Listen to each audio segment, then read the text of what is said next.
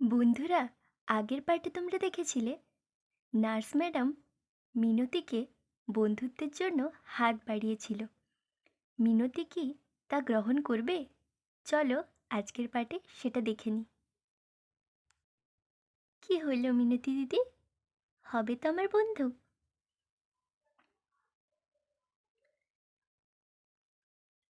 আচ্ছা, ঠিক আছে। তুমি আমার পর হয়েও আমাকে এত সাহায্য করবে বলছো, আর আমি কি তোমার বন্ধু না হয়ে পারি? চলো, আজ থেকে আমরা বন্ধু।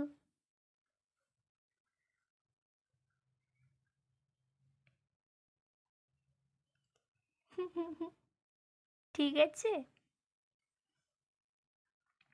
আচ্ছা নার্স ম্যাডাম, তোমার তো নামই জানা হলো না। তোমার নাম কি? আমার নাম রিনা।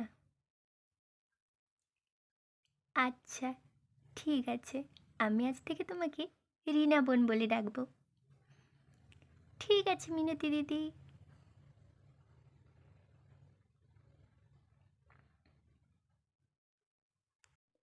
নার্স, নার্স, এদিকে শোনো একবার। আরে, ডাক্তারবাবু ডাকছেন। মিনতি দিদি, আমি আসছি, ঠিক আছে? পরে কথা হবে। হ্যাঁ হ্যাঁ রিনা বোন, যাও তুমি। আমি এইখানে বসি, আমার সোনামার কাছে। যাও যাও, তুমি যাও। সোনামা রে, তুই তাড়াতাড়ি ভালো হয়ে যা। আমি তোর নামে ঠাকুরের কাছে পুজো দেব। তাড়াতাড়ি ভালো হয়ে যা সোনামা।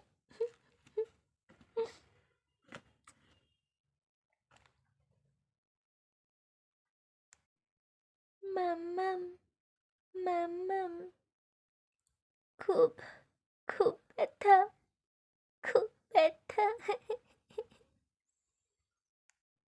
জানি তো রে মা, একটু তো ব্যথা হবেই সোনা।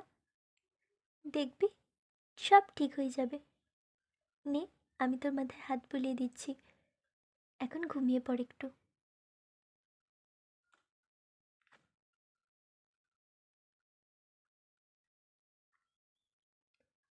হায় ঘুমায় রে, সোনার চোখে ঘুমায়, সোনার চোখে ঘুমায়। সোনামা ঘুমিয়ে পড়েছে। আমি কোথাও যাব না, আমি এখানেই বসে থাকি। আমি সোনাকে ছেড়ে আর কোথাও যাব না।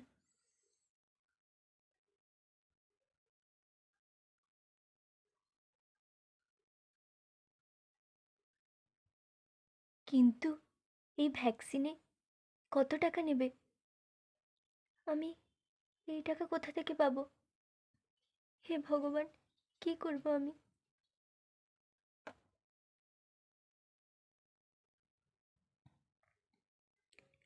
বন্ধুরা, মিনতি হসপিটাল আর ওষুধের টাকা কোথা থেকে পাবে তা জানতে পরের পার্টের জন্য ওয়েট করো।